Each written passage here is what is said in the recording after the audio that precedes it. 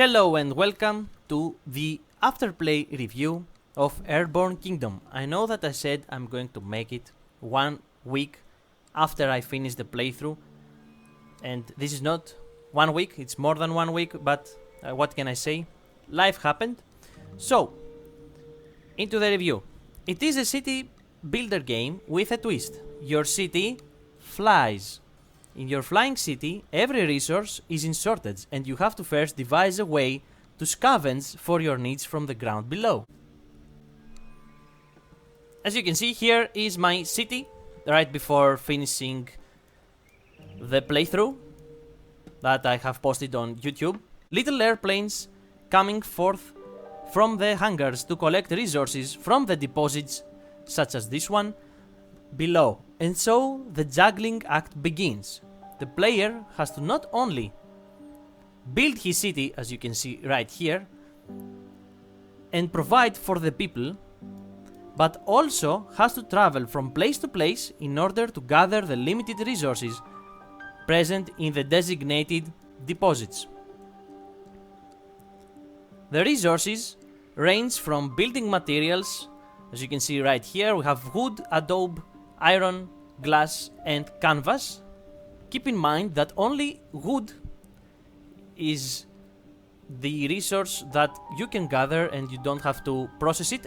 Every other thing has to be processed, and of course you have the basic needs of your people, food and water, and the most important resource of them all, coal. You need coal, which is the most important resource, as I said, to keep your city afloat. If you run out, you hit the ground and you hit it very hard. Of course, this means that you lose the game. However, keep in mind that if your people run out of food and water for a long period of time, they're going to leave your city, which again, although it's more like a hemorrhage, you do lose the game once again. The world map isn't boundless, but every time you start a new game, it is completely different, adding, in this way, replayability. Although you cannot see, oh yeah, you can see it right here. These are the boundaries of our map. It's like playing on a papyrus, I think. That's what I think it is. Of course, someone might say it's something else, but for me, I think it's a papyrus, which is really cool if you think about it. You can of course go up to the edge, but there is nothing there, and probably you're going to run out of resources, especially in the early game. There are no deposits, as you can see, which means that you are of course going to lose on your journey there. Of course, the world map is not only filled with these deposits, but there are also ancient kingdoms that have their own problems, and you have to assist them in a form of quests that they provide to you when you actually go and talk to them. And if you manage to do these quests and provide for their needs, they are going to join your cause. What you are trying to do is basically reform the ancient kingdom, the ancient flying kingdom that used to exist in these lands and provided for all ancient kingdoms on the ground. And of course there was some synergy between these ground kingdoms and the ancient flying one. Some quests may be simple, but as the game progresses, they get harder and harder. From these kingdoms you can also get new buildings researched by spending relics that you can get from ancient ruins scattered across the land. Without them, you cannot progress into the game, of course, because in the beginning you can just build houses and the hangar for your airplanes to launch from. And as you can see, there are a lot of buildings, a lot of different types of buildings that you can have in order to progress the game. Also here, there are some small settlements that you can use to recruit some migrants and increase the population of your kingdom. The buildings that you can research can be anything from balloons, although we don't have any balloons here, that help your city stay afloat, coal-free, some ores like these, not these, but these, that provide speed, upgrades for your already existing buildings or new buildings that provide amenities for your people. The amenities provided can be mixed in different combinations to be provided by different buildings. As you can see right here, we have the Spirit Healer who provides faith and health, but there are also minarets that just provide faith, for example. The map is divided into biomes, of course, with the first one being the vanilla one, which is this one. It is the easiest one. The city managing aspect of the game is pretty standard, however, there is the tilt and weight issue. Since your city flies, here is the lift, and of course, as you can see right there, it does say no tilt issues, we don't have any tilt issues. But since your city flies, every building that you add adds on its weight, and depending to its relative position to the center, it also influences the tilt of the city, meaning that the further away from the center it is, the more it tilts your city. The player can't really focus all heavy buildings on the one side of the city. As you can see right here, you need counterweight, and that's what basically these houses are for the heavier buildings up here on the front of our kingdom.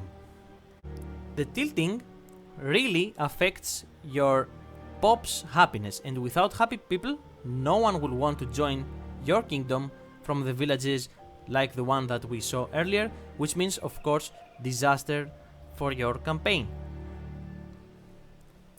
Right here we have reached the kingdom of Rutula. Every kingdom is different from the other. There are some different buildings for them, as well as their quests are different and everything.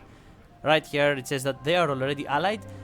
Otherwise, here you would see the quest that we could do, and of course the research button, but we have already researched everything, so we can just go into the market and trade stuff, which, to be honest, I didn't use it at all during my playthrough, because I basically had everything provided by the land below.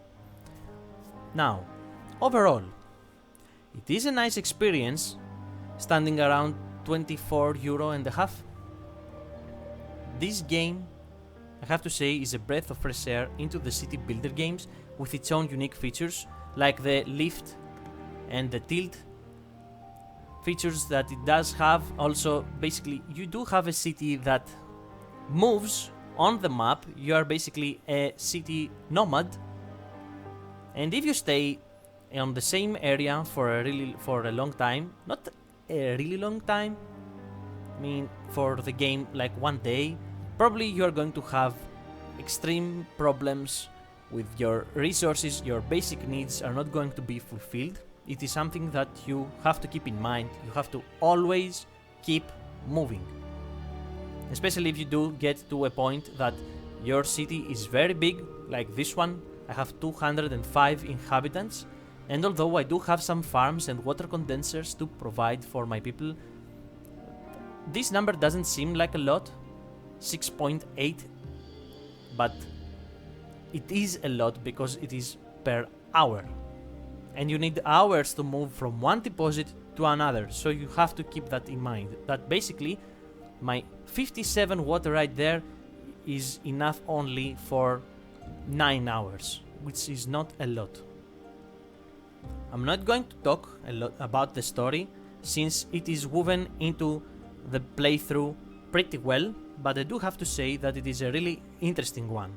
It took me around 14 hours to finish the first playthrough, which means that it is really worth it in its current price, and especially during the sales. It is a game, after all, that, especially if you finish the playthrough, it encourages you, the player, to finish it at least 2 times. I would like also to note that the same company is currently making its successor called the Airborne Empire, which is, as it looks like, it's pretty much it is the same idea, but it has some combat features that for now it is only on a trailer actually, and there is not a way for you to play it right now. But it is a game that is going to be released on 2024, and it's currently on Steam for you to wishlist it. Another thing that I forgot to mention is that there are wonders in the game, of course. However, you do not really need them to finish the game. For example, there are three, but I only have this one, the Tranquil Gardens, which remove all the dissatisfaction produced by tilting problems in your kingdom. And although it is really helpful, and I do believe that the other two are also helpful, it is not a requirement for you to finish the game. And since every single time that you start a new campaign, the map is completely different, on the next map, if I play, maybe there is no wonder for me to find, or it's not that they don't spawn, but it is difficult for you to find the pieces for you to build. Because you have to they are scattered across the land, and you have to find them, and they are usually hidden really well as well. One last thing that I would also like to mention just before going out is the fact that you can actually change the way the buildings look like in the game. There are a lot of variations that you can do, and I haven't used them at all, but some people do find it nice to have them look different from one another. So that was my review of the Airborne Kingdom, of course after I finished the playthrough.